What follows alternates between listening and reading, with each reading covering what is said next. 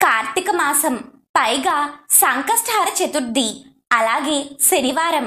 ఎంతో విశేషమైన ఈ పర్వదినాన తప్పకుండా వినవలసినటువంటి సంకష్టహార చతుర్థి కథ గురించి తెలుసుకుని స్వామివారి అనుగ్రహాన్ని పొందుదాం. శ్రీ గణేష పురాణములోని సంకష్టహార చతుర్థి వ్రత కథ.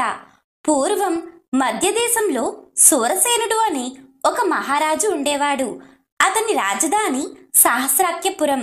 సద్గుణవంతుడు, పరాక్రమవంతుడు అయిన ఆ మహారాజు ప్రజల్ని ధర్మబద్ధంగా పరిపాలించేవాడు. అతడి భార్య మహాపతివ్రత, సౌందర్యవతి.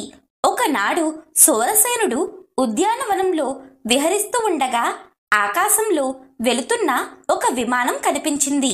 దివ్యమైన కాంతితో ప్రకాశిస్తున్న ఆ విమానంలోంచి ఒక మధురమైన గానం అతడికి వినిపించింది.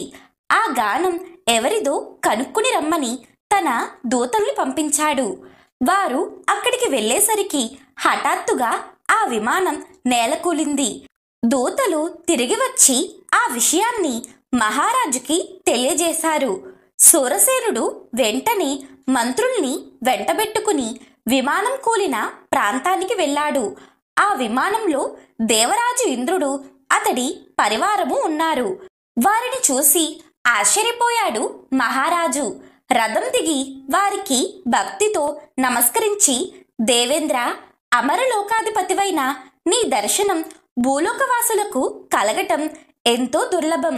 మీలాంటి మహాపురుషుల దర్శనంతో నేను, నా రాజ్యం ఎంతో పావనమయ్యాయి. ఎంతో పుణ్యం చేసుకుంటే తప్ప మీలాంటి దేవరాజుల యొక్క దర్శనం మాకు లభించదు. ఇంతకీ దేవేంద్ర, మీ విమానం ఇక్కడ కూలిపోవటానికి కారణమేమిటి? అసలు మీరు ఎక్కడికి వెళుతున్నారు? చెప్పదగినటువంటి విషయాలు అయితే చెప్పండి అంటూ వినయంగా అడుగుతాడు. సూరసేన, నేను నారదుడు చెప్పగా విని భూలోకంలో ఉన్న భృశుండి మహర్షి ఆశ్రమానికి వెళ్ళాను. ఆయన సామాన్యుడు కాదు.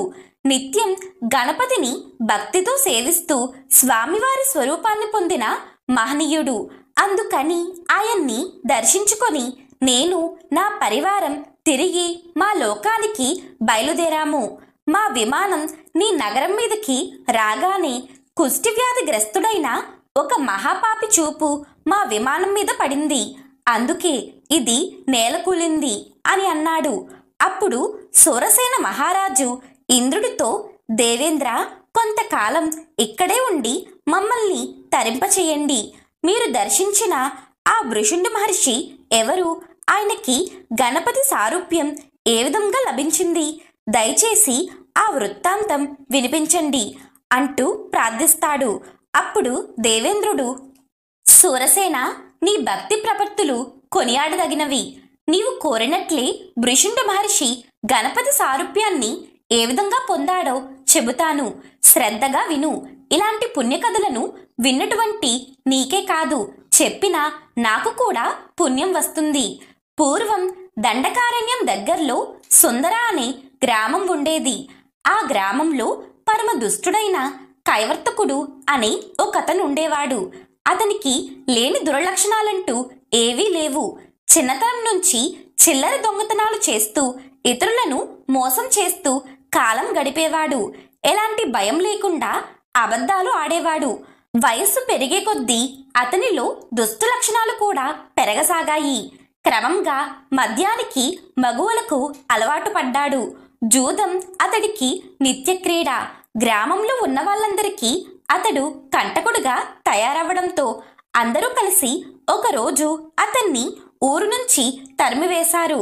చేసేదేమీ లేక భార్యతో సహా ఒక అరణ్యానికి వెళ్ళాడు. అక్కడే ఒక చోట స్థిర నివాసం ఏర్పరచుకుని ఆ దారిలో వచ్చే బాటసారులను భయపెట్టి వారి దగ్గర ఉన్నదంతా దోచుకోవటం ప్రారంభించాడు. వారి దగ్గర దోచిన విలువైన ఆభరణాలను తెచ్చి భార్య మెడలో వేసి ఆమెను సంతృప్తి పరిచేవాడు. దానితో పాటు అడవిలో ఉండే మూగ ప్రాణులను కూడా వేటాడి వధించేవాడు.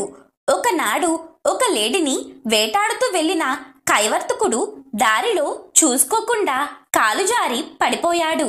దాంతో అతడికి ఒళ్ళంతా గాయాలయ్యాయి. కాలికి బాగా దెబ్బ తగిలింది. ఎలాగో శ్రమపడి లేచి నిల్చుని ఒక కర్ర సాయంతో కుంటుకుంటూ భారంగా తిరుగు ప్రయాణమయ్యాడు. దారిలో అతడికి ఒక తీర్థం కనిపించింది. అది గణేష తీర్థం. శరీర శ్రమ తీరటం కోసం ఆ తీర్థంలో దిగి చక్కగా స్నానం చేశాడు. ఆ పక్కనే ఒక ఆశ్రమం ఉంది. కైవర్తకుడు నెమ్మదిగా లోపలికి ప్రవేశించాడు. అక్కడ ముద్గల మహర్షి మహానిష్టగా గణేష మంత్రాన్ని జపిస్తూ కూర్చున్నాడు. కైవర్తకుడికి ఆయన తపస్సంపన్నుడని తెలియదు. మామూలు మనిషే అనుకుని చేతితో కత్తి తీసి, ఓ స్వామి, నేను కైవర్తకుడనే కిరాతకుణ్ణి. లేచి నీ దగ్గర ఉన్న ధనం నాకు అప్పగించు, లేదా నిన్ను ఈ కత్తితో నరికి చంపుతానని బెదిరించాడు. అతడు ఆ మాట పూర్తి చేసేంతలోనే ఆశ్చర్యంగా వాడి చేతిలో ఉన్న కత్తి జారి పడిపోయింది. ఒక్కసారిగా ఆ కిరాతకుడిలో మార్పు వచ్చింది. ముద్గలుడిని భక్తిగా చూశాడు. ముద్గల మహర్షి కళ్ళు తెరిచి, కైవర్త, నీ చేతిలో ఉన్న ఆయుధం ఎలా జారిపడిందో తెలుసా? నిజంగా నన్ను వధిస్తావా అని నవ్వుతూ అడిగాడు. ముద్గల మహర్షి మాటలతో జ్ఞానోదయమైన కైవర్తకుడు వెంటనే ఆయన పాదాల మీద పడి, మహాత్మా, ఇక్కడ గణేష తీర్థంలో స్నానం చేసి మహా తపోనిధులైన మీలాంటి సత్పురుషులను దర్శించటం వలన నాలో పశ్చాత్తాపం మొదలైంది. ఇన్నాళ్ళు నేను ఎన్ని పాపాలు చేశానో, ఎంతమందిని హింసించానో అవన్నీ నా కళ్ళ ముందుకు వచ్చాయి. నా జీవితం మీద నాకే విరక్తి కలుగుతుంది. మహర్షి, నాకీ పాడు జీవితం వద్దు. నేటి నుంచి నా చేతిలోంచి జారిపోయిన ఈ ఆయుధాలని ఇక జీవితంలో ముట్టను. ఎవరిని కలలో కూడా హింసించను. నేను పూర్తిగా మారిపోయాను. నా తప్పు తెలుసుకున్నాను. స్వామి, నా మీద దయ చూపించండి. సంసార సాగరం నుంచి తరింప చేయండి. మీలాంటి సత్పురుషులు ఎలాంటి పాపాత్ములనైనా కరుణిస్తారు. నాలాంటి దుర్మార్గుల్ని సంస్కరిస్తారు అంటూ పశ్చాత్తాపంతో విలపించాడు. ముద్గల మహర్షికి జాలి కలిగింది. శరణాగతుడైన అతడికి మంచి దారి చూపించాలనుకున్నాడు. వెంటనే కైవర్తకుడితో ఇలా అన్నాడు. ఓయి కిరాతక, నీ పాపాలు పోవాలంటే దానాలు చెయ్యాలి. అయితే శాస్త్రం ప్రకారం చూస్తే నీవు సంపాదించింది ఇతరుల ధనం కనుక దాంతో నీవు దానాలు చేయటం వల్ల ఎలాంటి ప్రయోజనమూ లేదు. అయితే నీ దోషాలు తొలగిపోవటానికి మరో మార్గం ఉంది. అది గణేష మంత్రం. మహామహిమాన్వితుడైన గణేశుడి దివ్య మంత్రాన్ని నీవు శ్రద్ధగా జపిస్తే ఇప్పటిదాకా నీవు చేసిన పాపాలన్నీ నశిస్తాయి అని అతడికి గణేశాయ నమః అనే మంత్రాన్ని ఉపదేశించాడు. తన చేతిలో ఉన్న ఒక దండాన్ని అక్కడ పాతి, ఓ కైవర్తక, నేను ఉపదేశించిన గణేష మంత్రాన్ని తిరిగి నేను వచ్చేంత వరకు ఒకే ఆసనంలో కూర్చుని కేవలం గాలిని ఆహారంగా తీసుకుంటూ దీక్షగా జపించు. ప్రతిరోజు జపం పూర్తి అయ్యాక ఆ జపజలాన్ని ఈ దండం మొదట్లో పోస్తూ ఉండు. ఈ ఎండుకర్ర చిగురించేంత వరకు అలాగే చెయ్యి అని చెప్పి వెళ్ళిపోయాడు. మహర్షి చెప్పిన విధంగా కైవర్తకుడు అన్ని దుర్గుణాలను విడిచి తదేక దీక్షతో గణేష మంత్రాన్ని జపించటం ప్రారంభించాడు. ఇంద్రియ నిగ్రహంతో ఇతర విషయాలేమీ తలచుకోకుండా ఏకాగ్ర చిత్తనతో గణేశుని రూపాన్ని మదిలో నిలుపుకొని తన తపస్సును కొనసాగించాడు. అలా 1000 సంవత్సరములు గడిచిపోయాయి. అప్పటికి ముద్గలుడు పాతిన ఎండుదండం చిగురించటం ప్రారంభిస్తుంది. కైవర్తకుడికి మంత్రోపదేశం చేసి వెళ్ళిపోయిన ముద్గలుడు ఒకనాడు ఆ ప్రాంతానికి తిరిగి వచ్చాడు. అక్కడ అతడికి పెద్ద పుట్ట కనిపించింది. అది చిరకాలం ఏకాసనంలో కూర్చుని తపస్సు చేసిన కైవర్తకుడి మీద ఏర్పడ్డ పుట్ట. దాని ముందు ఒక దండం చక్కగా చిగురించి కనిపించింది. అప్పుడు గుర్తుకు వచ్చింది అది తాను పాతిందేనని. వెంటనే అక్కడ ఉన్న పొట్టను తొలగించాడు. లోపల కేవలం ఎముకల గూడిలా మిగిలి ఉన్న కైవర్తకుడు కనిపించాడు. కఠోర దీక్షతో గణపతి మంత్రాన్ని జపిస్తున్నాడు. ముద్గలుడికి ఎంతో సంతోషం కలిగింది. తన మాటలు అనుసరించి తీవ్ర తపస్సు చేస్తున్న కైవర్తకుడి మీద మంత్రజలాన్ని చల్లాడు. ఆ నీటి ప్రభావంతో కైవర్తకుడు వెంటనే దివ్యదేహాన్ని ధరించగా ముద్గలుడు మెల్లగా అతన్ని తట్టిలేపాడు. ఒక్కసారిగా కైవర్తకుడు కళ్ళు తెరిచి చూసేసరికి అతడి కళ్ళల్లోంచి తపోజ్వాలలు బయటకు వస్తాయి. మహాతప సంపన్నుడైన ముద్గలుడు వాటిని తనలో లీనం చేసుకున్నాడు. కైవర్తకుడికి ఎదురుగా చిరునవ్వుతో నిల్చుని ముద్గల మహర్షి కనిపించాడు. తనకు మంత్రోపదేశం చేసిన గురువు కనిపించేసరికి ఆనందం పట్టలేక ఆయన పాదాల మీద పడిపోయాడు. అతన్ని పైకి లేపి పుత్రవాత్సల్యంతో ఆలింగనం చేసుకున్నాడు. తీవ్రమైన తపస్సు చేసి తన పాపాలన్నిటినీ భస్మం చేసుకున్న కైవర్తకుణ్ణి తన పుత్రుడిగా స్వీకరించాడు. అతడికి చేయాల్సిన సంస్కారాలన్నీ చేసి వృషుండు అని పేరు పెట్టాడు. ఆ విధంగా పరమ కిరాతకుడిగా జన్మించిన కైవర్తకుడు ముద్గల మహర్షి అనుగ్రహంతో వృషుండ మహర్షిగా మారాడు. అప్పుడు ముద్గలుడు అతడికి గణపతి ఏకాక్షర మంత్రాన్ని ఉపదేశించి ఇంకా ఎన్నో వరాలను ప్రసాదించి గొప్ప మునీశ్వరుడివి కమ్మని ఇలా ఆశీర్వదించాడు. నాయన వృషుండ, నీవు ఇంద్రాది దేవతల చేత కూడా పూజింపబడదువుగాక. నిన్ను దర్శించిన వారికి సకల శుభాలు కలుగుతాయి. గజాననుడిలాగా నీవు కూడా భక్తుల పాపాలను నాశనం చేయగల సమర్థుడువు అవుతావు. వృషుండుడని పేరుతో చిరకాలం జీవిస్తావు. నీకు 100 కల్పాల ఆయుర్దాయాన్ని ఇస్తున్నాను అని పలికాడు. అదే సమయానికి ఇంద్రాది దేవతలు అక్కడికి వచ్చి వృషుండ మహర్షికి నమస్కరించారు. మహానుభావ, నీ దర్శనంతో మా జీవితాలు పావనమయ్యాయి. మా జన్మ, తపస్సు, విద్య, యశస్సు, ఐశ్వర్యం అన్నీ ధన్యమయ్యాయి. మా అందరి కళ్ళకి నీవు సాక్షాత్తు గణపతిలా కనిపిస్తున్నావు అని ప్రశంసించి అందరూ ఎవరి స్థానాలకు వాళ్ళు వెళ్ళిపోయారు. వృషుండ మహర్షి తాను తపస్సు చేసిన ప్రాంతంలోని ఒక ఆశ్రమాన్ని ఏర్పరచుకుని అక్కడ అందమైన గణపతి ప్రతిమను స్థాపించుకున్నాడు. నిత్యం స్వామివారి ఏకాక్షర మంత్రాన్ని జపం చేసుకుంటూ షోడశోపచారాలతో ఆయనను పూజిస్తూ కాలం గడపసాగాడు. అతడి తపశ్శక్తి వలన పరస్పర విరోధం కలిగిన ప్రాణులు కూడా ఎంతో అన్యోన్యంగా అక్కడ సంచరించేవి. అలా 100 సంవత్సరాలు గడిచిపోయాయి. ఒకనాడు వృషుండు యొక్క తపస్సుకు సంతోషించిన గణపతి అతనికి ప్రత్యక్షమై, నాయన వృషుండ, ఇప్పటికే నా మంత్రాన్ని జపించి జపించి నా సారూప్యాన్ని పొందావు. సాక్షాత్తు నాలాగే ఉన్నావు. నీకు మోక్షప్రాప్తి కలుగుతుంది. ఎంతో దీక్షగా నీవు తపస్సు చేసిన ఈ దివ్యస్థలం నామల క్షేత్రం అనే పేరుతో ప్రసిద్ధి చెందుతుంది. ఇక్కడ తపస్సు చేసిన వాళ్ళు సకల సిద్ధుల్ని పొందుతారు. ఈ క్షేత్రంలో వెలిసిన నా రూపాన్ని దర్శించి పూజించిన వాళ్ళు పునరావృత్తి రహితులై స్వర్గాన్ని చేరుకుంటారు. సంతానం లేని వారికి సంతాన భాగ్యం, దరిద్రులకి ఐశ్వర్యం కలుగుతుంది అంటూ వరాలను అనుగ్రహించాడు గణపతి. ఈ విధంగా ఇంద్రుడు చెప్పిన వృషుండ మహర్షి వృత్తాంతాన్ని విన్న సూరసేన మహారాజు ఎంతో సంతోషించి, దేవేంద్ర, నా మాట మన్నించినందుకు చాలా కృతజ్ఞుడిని. మీరు నా రాజ్యంలోని పౌరుడి కారణంగా విమానం కూలిపోయి ఇక్కడ నిలిచిపోయారు. మీ విమానం తిరిగి పైకి ఎగరటానికి తగిన సహాయం చేయటం నా బాధ్యత. కనుక నేను ఏం చేస్తే మీ కార్యం నెరవేరుతుందో తెలియజేయండి అని ప్రార్థించాడు. అందుకు ఇంద్రుడు, మహారాజా, మీ నగరంలో ఎంతో గొప్పదైన సంకష్ట చతుర్దశి వ్రతాన్ని ఆచరించిన వారు ఎవరైనా ఉన్నారా? ఉంటే అలాంటి మహానుభావులు 1 సంవత్సరం పాటు తాము ఆచరించిన వ్రత ఫలితాన్ని దారపోయాలి. అప్పుడే మా విమానం పైకి ఎగరగలుగుతుంది.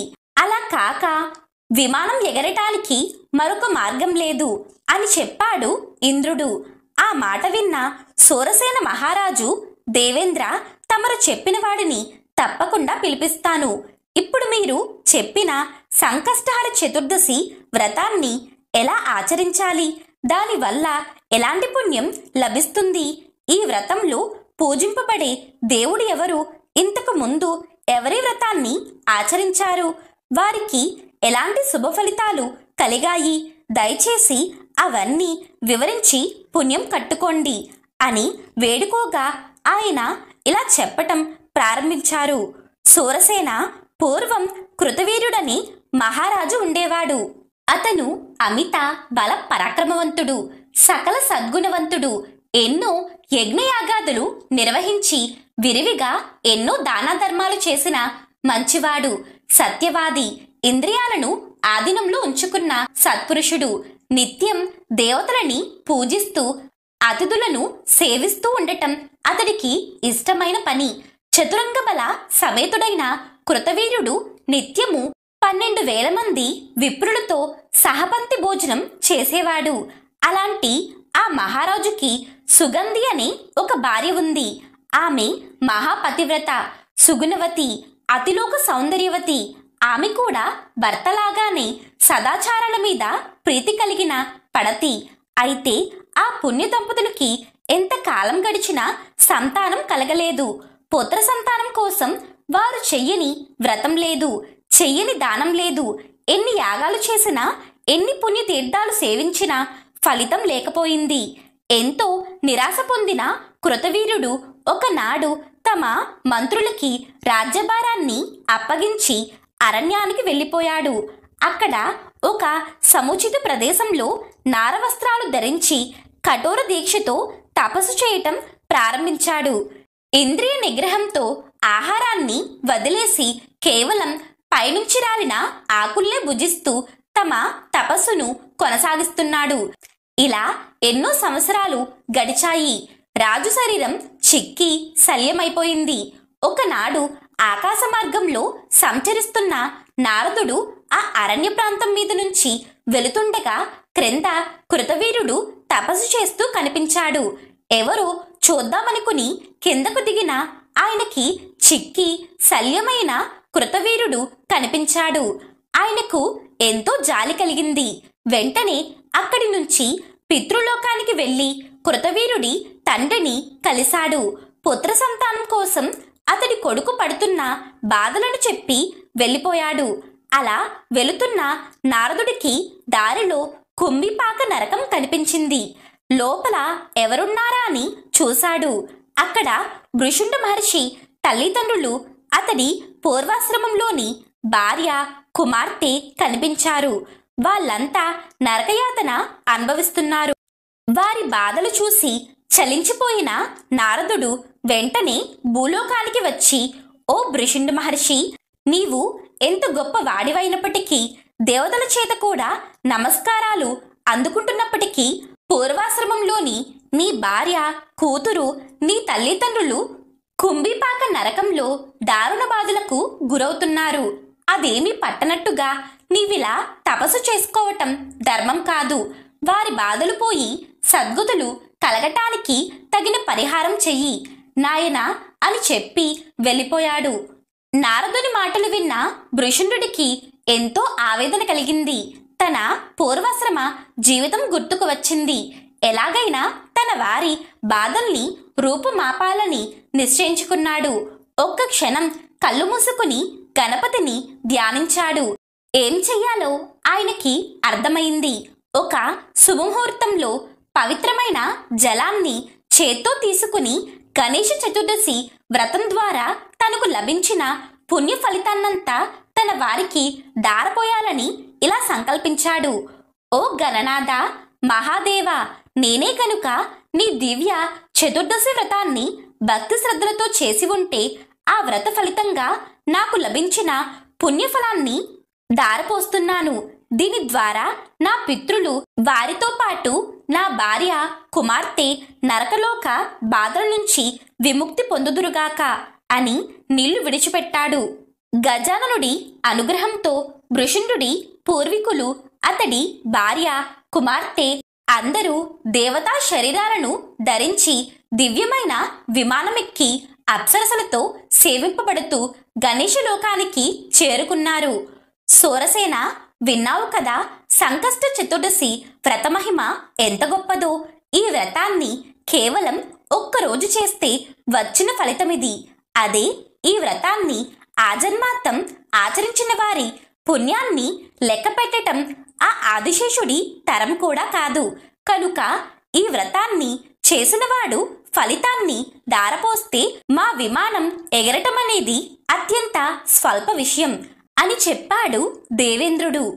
అందుకు సూరసేన మహారాజు, దేవేంద్ర, కృతవీరుడి గురించి నారదుడు వెళ్ళి పితృలోకంలో ఉన్న అతడి తండ్రికి చెప్పాడన్నావు కదా, మరి ఆయన ఏం చేశాడు? నాకు చాలా కుతూహలంగా ఉంది, దయచేసి చెప్పండి అని అడిగాడు. అందుకు ఇంద్రుడు, మహారాజా, నారదుడి ద్వారా తన కుమారుడు సంతానలేమితో బాధపడుతున్నాడని తెలుసుకున్న కృతవీరుడి తండ్రి సరాసరి బ్రహ్మలోకానికి వెళ్ళి చతుర్ముఖుడికి నమస్కరించి, ప్రభు, నా కుమారుడు సకల సద్గుణవంతుడు, దానశీలి, ధర్మప్రభువు, ఎన్నో యాగాల్ని వ్రతాల్ని చేసినవాడు, ప్రజల్ని కన్న బిడ్డల వలె చూసుకునేవాడు, కరుణామయుడు. అలాంటి నా కుమారుడికి పుత్ర సంతానం కలగకపోవటానికి కారణమేమిటి? అతడు ఏ పాపం చేశాడు? ఏం చేస్తే నా పుత్రుడి పాపం తొలగిపోయి అతడికి సంతాన ప్రాప్తి కలుగుతుంది? దయచేసి చెప్పండి, దానిని నా కుమారుడికి తెలియజేస్తాను అని దీనంగా ప్రార్థించాడు. అప్పుడు బ్రహ్మదేవుడు కృతవీరుని తండ్రితో అతడి కుమారుడు పూర్వజన్మ వృత్తాంతాన్ని ఈ విధంగా చెప్పటం ప్రారంభించాడు.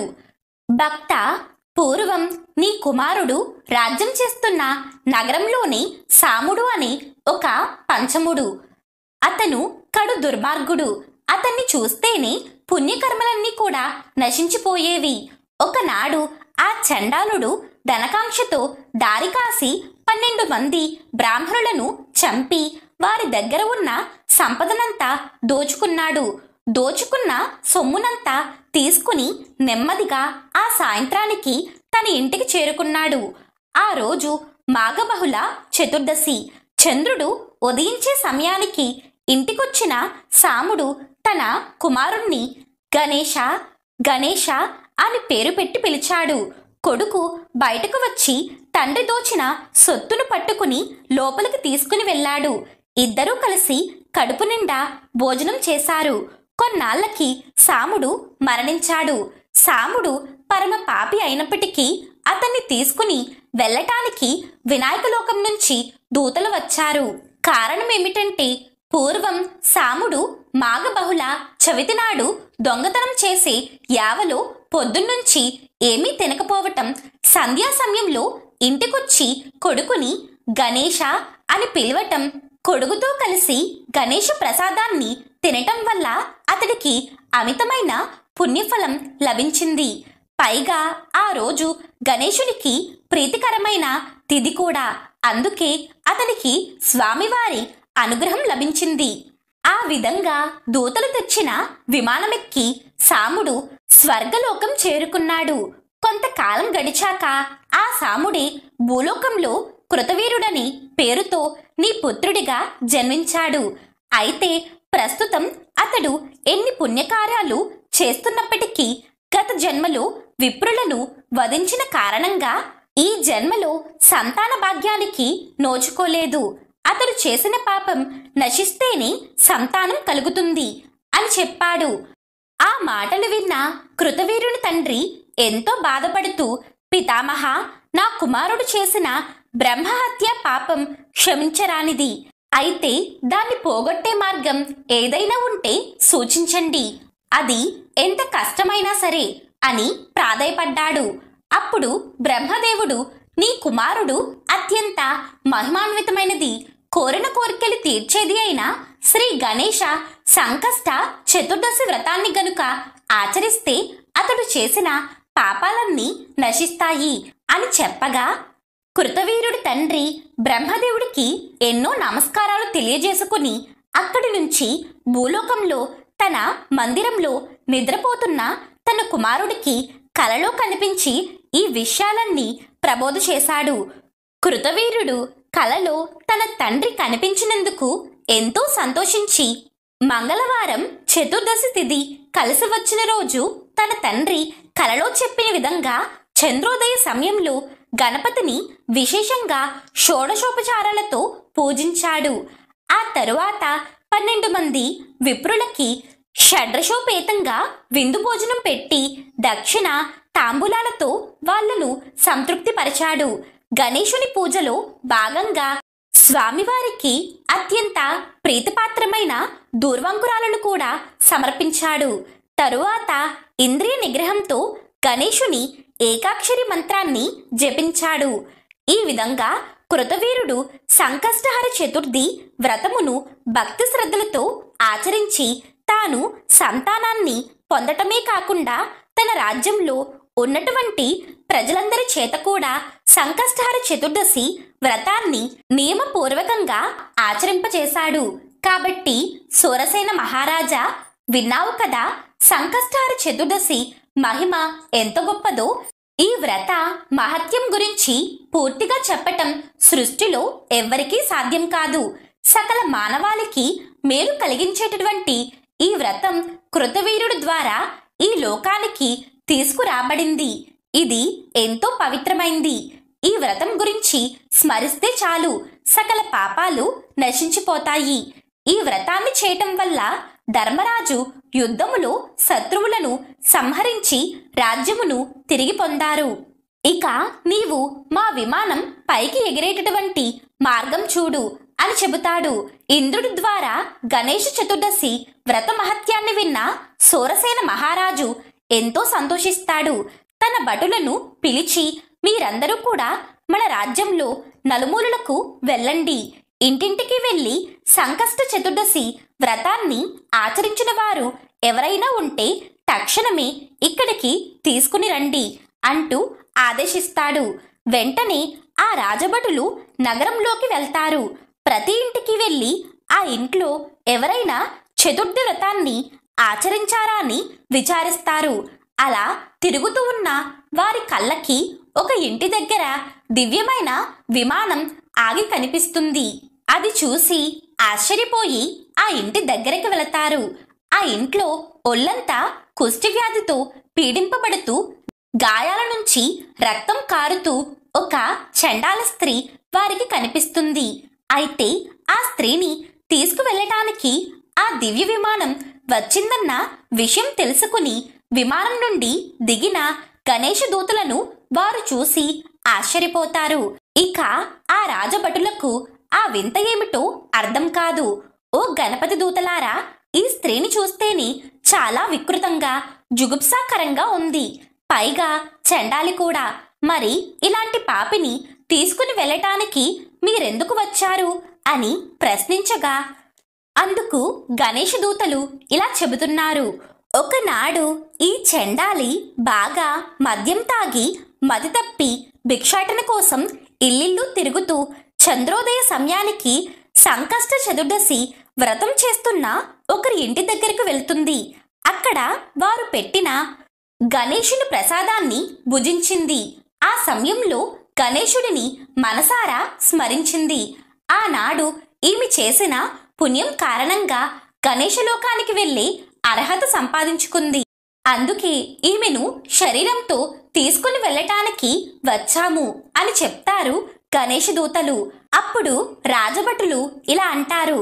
గణేష దూతలారా, తమ రాజు తమను ఎందుకు పంపించారనే విషయాన్ని, ఇంద్రుడి విమానం ఎలా కూలిపోయింది, అది తిరిగి మరలా పైకి ఎగరాలంటే ఏం చెయ్యాలి, ఆ విషయాన్నంతా కూడా గణపతి దూతలకు చెప్పి, గణేష దూతలారా, మా ప్రభు ఇంద్రుల వారికి మాట ఇచ్చారు. ఇంద్రుడు కూడా దేవలోక ప్రభువే కదా. మీరు దయతలచి ఈ చండాలని మాతో గనుక పంపిస్తే ఈమె చేత చతుర్థి వ్రత దర్శనం ద్వారా ఆమెకు లభించిన పుణ్యాన్ని దారపోయించి ఇంద్రుడి విమానాన్ని తిరిగి వెళ్ళిపోయే విధంగా చేస్తాం. దయచేసి మా మాట మన్నించండి అని కోరుకుంటారు. అప్పుడు గణపతి దూతలు, రాజభటులారా, ఈమెను మీతో పంపటం కుదరదు. అందుకు మా ప్రభువు అనుమతి లేదు. ఇక మీరు వెళ్ళవచ్చు అంటూ ఆ చండాల స్త్రీని నెమ్మదిగా తమ విమానాన్ని ఎక్కించుకున్నారు. విమానం ఎక్కడంతోనే ఆమెకు దివ్యమైన శరీరం ప్రాప్తిస్తుంది. మంగళనాదాలు వినిపిస్తూ ఉండగా గణేష దూతలు ఆమెతో సహా గణపతి లోకానికి బయలుదేరతారు. ఆ విషయాన్ని పరుగున వెళ్లి సూరసేనుడికి చెబుతారు భటులు. అంతలో గణపతి లోకానికి వెళుతున్నటువంటి ఆ విమానం నలువైపులా దివ్యకాంతులను వెదజల్లుతూ నింగిలోకి ప్రయాణిస్తూ వారికి కనిపిస్తుంది. ఆ విమానంలో నుంచి దివ్య రూపాన్ని ధరించిన చండాలి ఒక్కసారిగా కిందకు చూస్తుంది. ఆమె దివ్య దృష్టి ఇంద్రుడి విమానం మీద పడుతుంది. అంతే, ఆమె పుణ్య ప్రభావంతో ఇంద్రుడి విమానం కూడా పైకి లేస్తుంది. ఈ దృశ్యాన్ని చూసి అందరూ కూడా ఆశ్చర్యపోతారు. ఇక సూరసేనుడు ఇంద్రుడికి వీడ్కోలు చెప్పి ఈ వింతను తలుచుకుంటూ అంతఃపురానికి తిరిగి వెళ్ళిపోతాడు. దివ్యమైన శరీరాన్ని ధరించిన ఆ చండాలి గణపతి లోకానికి చేరుకుంటుంది. ఇంద్రుడి ద్వారా సంకష్ట చతుర్దశి గొప్పతనాన్ని విన్న సూరసేన మహారాజు తాను కూడా ఆ సంకష్టహర చతుర్దశి వ్రతాన్ని ఆచరించి గణేష లోకానికి చేరుకుంటాడు.